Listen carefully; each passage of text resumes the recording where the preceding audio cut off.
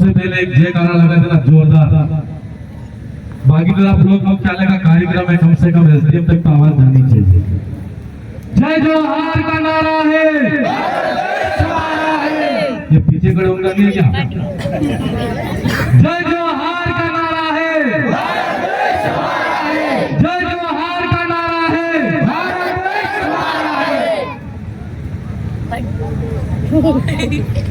बासला पंचायत की पवित्र धरती ने नमन,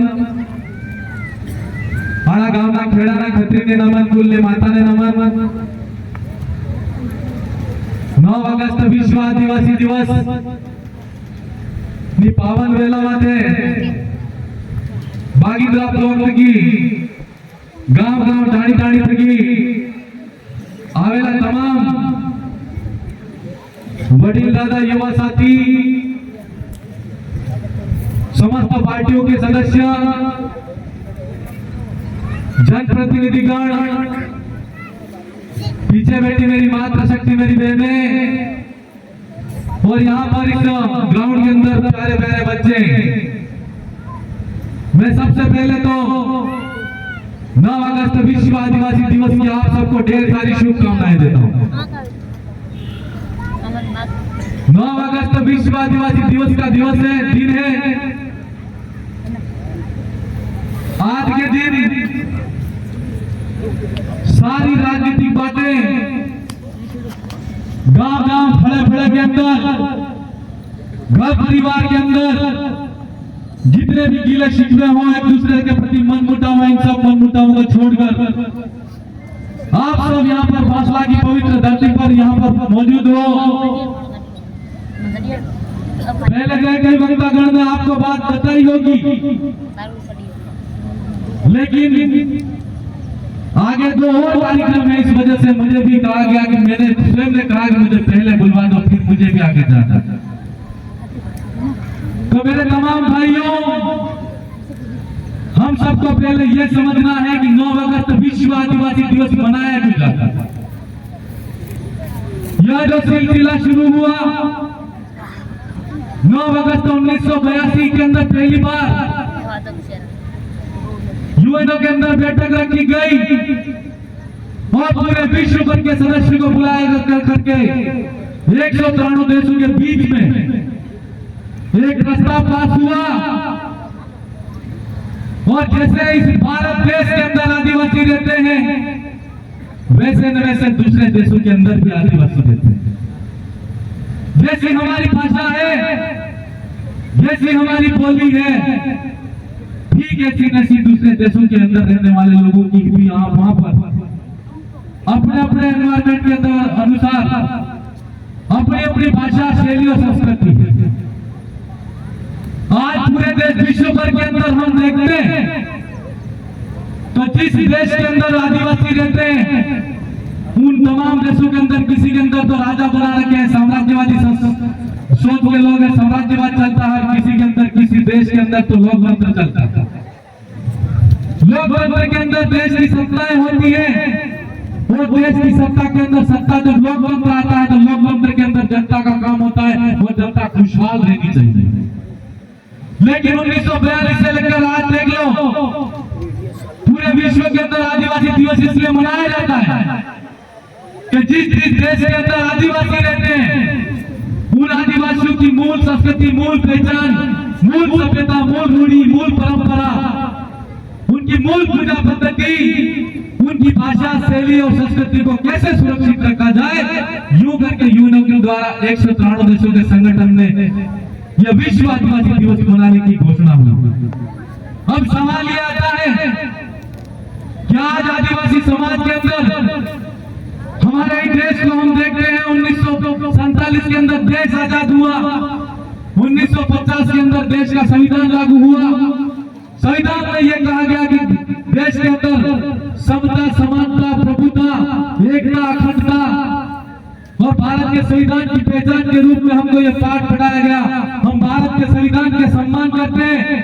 लेकिन आज बड़े दुख के साथ में कहना पड़ता है कि हमारे आदिवासी भाई जहां जहां पर रहते हैं, उनके साथ में दोहरी नीति के साथ में ये शासन और प्रशासन शासन के लोग, सत्ता के लोग होते हैं, वो हमारे साथ में षड्यंत्र करते हैं और षड्यंत्र के माध्यम से पूरे विश्व के अंदर जिस तरीके से आदिवासियों के साथ में अत्याचार शोषण होता आ रहा है, ठीक उसी तरीके से हमारे देश के अंदर भी हमारे साथ में शोषण हो रहा है। आज हम देखते हैं क्या गुजरात के अंदर स्टैच्यू ऑफ यूनिटी के नाम से 57 गांवों को विस्थापित कर दिया गया। हमारे पास के अंदर ही बांसवाड़ा के अंदर एनपीसीएल के नाम से ही वहां पर 1785 परिवारों को लगभग विस्थापित कर दिया गया। ये बात बतानी इसलिए जरूरी है कि आज देश के अंदर सरकार है और सत्ता के अंदर डिजिटल युग के अंदर आपका आधार कार्ड, पैन कार्ड, सभी लोग चीजें सरकार के पास में मौजूद है। जिस जमीन पर तुम काबिज हो, जिस पर तुम्हारा कब्जा है, जिसमें तुम हल चलाते हो, जिसमें हम लोग खेती करके हमारे परिवार का पालन पोषण करते हैं, और अगर सरकार की कोई योजना आती है तो वो योजना आने से पहले सरकार द्वारा वहां पर शासन प्रशासन के द्वारा ये कहा जाता है कि आपके द्वारा ये अवार्ड जारी करेंगे, सरकार मुआवजा देगी और मुआवजे के नाम से हम लोगों को विस्थापित कर दिया जाता है। क्या ऐसे लोकतंत्र के अंदर एकता, समानता, संप्रभुता और भारत के संविधान के प्रति हम लोगों को जिस तरीके से बात बताई गई है, हम संविधान का सम्मान करते हैं, लेकिन हमारा सत्ताधारी पार्टियों के अंदर, लोकतंत्र के अंदर हम लोगों को कहने का अधिकार है, बोलने का अधिकार है। हम ये कहना चाहते हैं कि जिस जमीन से अगर आदिवासियों को विस्थापित करते हो, उस जमीन पर वहां से जमीन के बदले जमीन मिलने का भी हमारे लोगों को अधिकार है और संविधान के अंदर ये कहा गया है कि वहां पर उनके जमीन के बदले जमीन भी दी जाती है और पुनर्वास, उसकी पीछे वाली पीढ़ी के लिए पुनर्वास के लिए कॉलोनी की भी व्यवस्था होती है। साथ साथ अगर छोटे बच्चे हों तो उनको पढ़ने की भी व्यवस्था होती है, लेकिन सरकार ऐसा करती है? नहीं करती है। और 1942 से लेकर आज तक विश्व आदिवासी दिवस मनाया जा रहा है, लेकिन मेरा आप सबसे लोगों से ये मेरा सवाल है कि आपने जिस तरीके से पिछले 5-7 सालों के अंदर विश्व आदिवासी दिवस बड़ी धूमधाम से मना रहे हैं लोग, लेकिन पहले कुछ लोग जय जोहार का नाम अगर लेते हैं, जय जोहार का नारा लगाते थे, जय भील प्रदेश का नारा लगाते थे, तो जोहार का नारा लगाते थे तो उन लोगों को जहर लगता था। आज पासला के ग्राउंड के अंदर आप लोग पूरी एकता के साथ में, भाईचारे के साथ में जिस तरीके से सामूहिक एकता का परिचय देकर विश्व आदिवासी दिवस मना रहे हो, ऐसा 5-7 साल पहले नहीं होता था। और नहीं होता था, वो नहीं करने दिया, वो एक अलग बात है, लेकिन विश्व भर के अंदर आदिवासी दिवस मना रहे हैं और आदिवासियों के लिए अलग से हमारा संस्कृति, शिक्षा, स्वास्थ्य, सड़क और समस्त मुद्दों को लेकर चर्चा करने के लिए दिवस घोषित हुआ। तो पहले वाले जितने नेता थे, उन नेताओं ने हमारे आदिवासियों को इतने समय तक अंधेरे में क्यों रखा? ये मेरा पहला सवाल है। और दूसरा सवाल मेरा ये है कि अगर वो कहते हैं कि हम लोगों ने अंधेरे में नहीं रखा, तो मेरा दूसरा सवाल यह है कि जिन लोगों को आप लोगों ने विधानसभा के अंदर नेता बना के भेजा, उन लोगों को आदिवासियों के संवैधानिक हक अधिकार के बारे में मालूम नहीं था, इसलिए अब तक उन्होंने इस क्षेत्र के अंदर ये आदिवासी दिवस नहीं मनाया। ये बात इसलिए कहनी जरूरी है कि आज हम लोग हमारी आने वाली पीढ़ी और जनरेशन के लिए लड़ रहे हैं। अभी मैं आबापुरा के अंदर एक कार्यक्रम में के अंदर जाके आया, वहां पर पुस्तकालय वाचनालय का एक उद्घाटन समारोह भी था और विश्व आदिवासी दिवस का दिन भी था, वो दोनों दिवस हम मनाते हैं। और यहाँ पासला आते आते मेरा समय थोड़ा हो गया, लेकिन मेरे भाइयों, मेरा आप सबसे निवेदन रहेगा, अनुरोध रहेगा कि हम उस विचारधारा के समर्थक हैं और उस विचारधारा, और हमारा ये सपना है कि हमारी कौम है, हमारा समाज है, वो चाहे वो शिक्षा की बात हो, सड़क की बात हो, स्वास्थ्य की बात हो, ये जनप्रतिनिधि और नेताओं के भरोसे पे रहे तो अलग बात है, लेकिन जनप्रतिनिधि और अगर नेता अपने इशारों में किसी आदमी को चलाना चाहे तो ये कतई बर्दाश्त नहीं होगा। ये स्वाभिमान, आत्मसम्मान और भारत के संविधान के अंदर भारत के संविधान के अंदर आदिवासियों को जो दिए गए अधिकार है, उन अधिकारों को जागरूक करने के लिए हमारा एक अभियान है और यह अभियान रुकेगा नहीं और तब तक चलेगा क्षेत्र के अंदर हमारे पुरखे हैं, उन पुरखों ने एक सपना देखा था कि मध्य प्रदेश, गुजरात और राजस्थान के और सौराष्ट्र, महाराष्ट्र, गुजरात तक जहाँ तक आदिवासी इलाका है, उस इलाके के अंदर तमाम आदिवासी इलाका है, उस इलाके को अलग से मिला करके हमारे पुरखे गोविंद महाराज ने एक आंदोलन चलाया था। मानगढ़ की पहाड़ी पर 1507 आदिवासी शहीद हुए थे। उनकी शपथ है आपको, जब तक हमारा यह अलग राज्य बिल्कुल प्रदेश नहीं बनेगा तब तक यह अभियान रुकना नहीं चाहिए। आज की बात है, हमारे छोटे छोटे बच्चे, आप ये बात गौर से देखिए कि सरकार ने सरकारी विद्यालय तो खोल दी और सरकारी विद्यालय के अंदर जर्जर अवस्था के अंदर जो विद्यालय थे उनको वहां पर एचएम के माध्यम से कहला किया करके और प्रशासन के माध्यम से कहकर जर्जर घोषित करके गिरा भी दिया। लेकिन इस भागीदार विधानसभा के अंदर जहाँ जहाँ ग्रामीण इलाका है, उस ग्रामीण इलाके के अंदर सबसे ज्यादा अगर बच्चे पढ़ते हैं, सब की आधार सोरपणी तो पीलना सोरपणी ये भी अपने गवर्नमेंट स्कूल में पढ़े। आज कई स्थिति हो रहे हैं, उन बच्चों को छत नहीं मिल रही है और जिस गांव के अंदर अगर विद्यालय के अंदर विद्यालय की छत है, उस छात्रों के अंदर छत है लेकिन वहां पर शिक्षक नहीं है। अब ये छात्र और शिक्षक छत की जहाँ बात आती है, हम हमारी नीति से करने का काम करेंगे, लेकिन अगर शिक्षक की कमी आती है, ये शिक्षक की कमी को पूरा करने का काम सरकार का होना चाहिए कि नहीं होना चाहिए? होना चाहिए। कब होगा? एक अगले साल से इंतजार करते करते एक साल निकाल दिया, वापिस सत्र शुरू हो गया और एक साल करते करते ऐसे ही सरकार के बढ़ते रहेंगे, 5 साल निकल जाएंगे और 5 साल के अंदर एक पहली में पढ़ने वाला बच्चा होगा वो 5वीं पढ़ के निकल जाएगा। तो आपने सोना नहीं तो पहली तक लगाई 5वीं तक इस नींव रहे।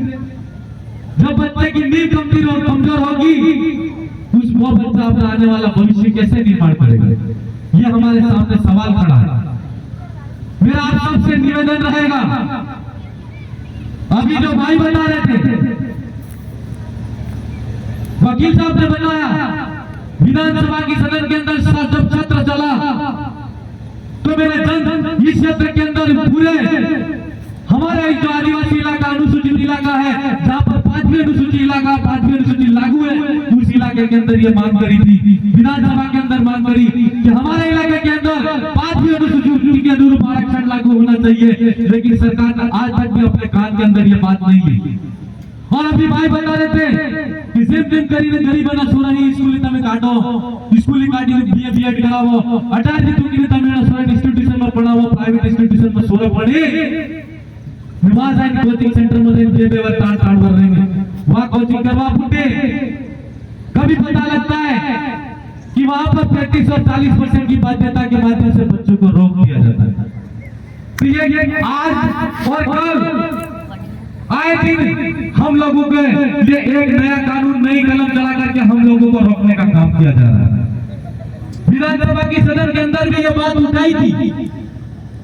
और मैं ये कहना चाहूंगा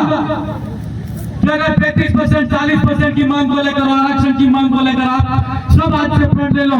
जिस जगह बैठोगे उस जगह आपका विधायक आपके बीच में आके बैठेगा, चाहे 20 दिन, 25 दिन, 50 दिन लड़ा पड़े। और रही बात सरकार के लिए के सामने लड़ने की, मेरी माता बहन ये उससे भी मेरा कहना है कि आज युवा साथी ने जिस तरीके से अपने कंधे पर जिम्मेदारी उठाते हुए सोशल मीडिया के माध्यम से स्टेटस लगाते हैं और जागरूक करते हैं, इस क्षेत्र के अंदर किसी के साथ में गलत होता है या सही होता है, कैसा भी हो, वो स्टेटस और इंस्टा के माध्यम से जागरूकता फैलाने का काम कर रहे हैं। मेरी बहनें जो पढ़ी लिखी है, जो बेरोजगार है, ये बेरोजगारी है, उनसे मेरा कहना है कि जिस तरीके से युवा साथियों ने समाज की और इस विचारधारा को, इस क्रांति को आगे बढ़ाने का काम किया है, आपसे संकल्प और 2 हाथ खड़े करके आश्वासन चाहूंगा मैं कि आप पढ़ी हो, अगर बेरोजगारी है, हमारी सोशल मीडिया के माध्यम से लड़ने की जरूरत है, तब भी आप हमारे साथ में खड़े रहोगे। और अगर सड़क से लेकर हमारी सड़क तक भी लड़ाई लड़ने की जब बात आए तो आप हमारे साथ में खड़े रहोगे। आप मुझे 2 हाथ खड़े करके आश्वासन दो। मैं महिलाओं से चाहूंगा खास करके, कहते हैं कि हमारी महिलाएं पीछे है, लेकिन मैं इतिहास को दोहराना चाहूंगा कि डूंगरपुर की धरती पर अंग्रेजों के सामने कालीबाई खलासो नाम की एक लड़की ने अपने पढ़ाने वाले गुरु के लिए जब उसको गोली मारी गई और उसको घसीट के ले जा रहा था, एक डांटेले से अपनी रस्सी काट के उस गुरु के लिए लड़ के अपने प्राणों की आहुति दे दी। वो आदिवासी कौम का इतिहास यदि हमारी महिलाएं बहनों को नहीं भूलना चाहिए। इसलिए हमारा इतिहास अगर हम देखते हैं तो कमजोर इतिहास नहीं है, लेकिन मौखिक इतिहास है। और इस इतिहास को अगर आपको जीवित करना पड़े तो हम सब साथी को फिर से इस क्रांति को खड़ा करना पड़ेगा। आज दो मुद्दों पे इस बांसला की धरती पर यह बात आई है। मैं कहना चाहूंगा, आरक्षण की लड़ाई लड़नी हो या 35% और 40% की लड़ाई लड़नी हो, सरकार माने या नहीं माने वो एक अलग बात है, लेकिन अपनी आवाज को बुलंद करने के लिए आप सड़क पर भी लड़ाई लड़ोगे तो मैं आपके बीच में आके खड़ा होगा। आप सब साथियों को और भी वक्तागण को सुनना है और मुझे 3 कार्यक्रम और है जहां पर जाना है। आप सब साथियों ने जिस तरीके से बात को सुना, मैं पुनः कहना चाहूंगा कि हम जिस विचारधारा, जिस विजन को लेकर लड़ रहे हैं और हमारा आदिवासी दिवस मनाने का मूल उद्देश्य यह है कि हमारे समाज के अंदर शिक्षा कैसे अच्छी हो, स्वास्थ्य कैसा अच्छा हो, हमारी जो परंपरा रूढ़ी है उस रूढ़ी परंपरा को हम कैसे जीवित रखें, हमारी सभ्यता संस्कृति को हम कैसे जीवित रखें, हमारी जो आने वाली जनरेशन है, पीढ़ी है, उस पीढ़ी के लिए हम आने वाला सही भविष्य सुरक्षित करके कैसे जाए, ये संकल्प लेकर आपको इस बांसला की धरती से जाना है। नहीं तो लड़ाई लड़ने के लिए तो बहुत सारे लोग होंगे, कुछ लोग भटक चुके होंगे। हमारी लड़ाई मात्र नेता बनने की या नेता बनाने की नहीं है, हमारे समाज को आत्मसम्मान और अपने पैरों पर खड़ा करने की लड़ाई है, इस विजन को पूरा करने की लड़ाई है। इस संकल्प को अगर यहाँ से आप लेकर जाएंगे तो निश्चित तौर पर इस धरती पर आपने ये विश्व आदिवासी दिवस जो मनाया है वो ऐतिहासिक पल होगा, ऐतिहासिक क्षण होगा, ऐसा मेरा मानना है। आप सब तमाम साथियों ने यहाँ पर अन्य तमाम जनप्रतिनिधिगण है, मैं विशेष अन्य पार्टियों से भी आए हुए तमाम लोगों को मैं मेरी तरफ से पुनः क्षेत्र की जनता की तरफ से जो सोशल मीडिया के माध्यम से और घर बैठे और विश्व आदिवासी दिवस ग्राम स्तर पर मना रहे उन तमाम सबकी तरफ से पुनः खूब खूब आवाज जोहार अभिनंदन करते हुए मेरी बात को विराम दूंगा। जय जोहार, जय भी प्रदेश, आप सबकी जय।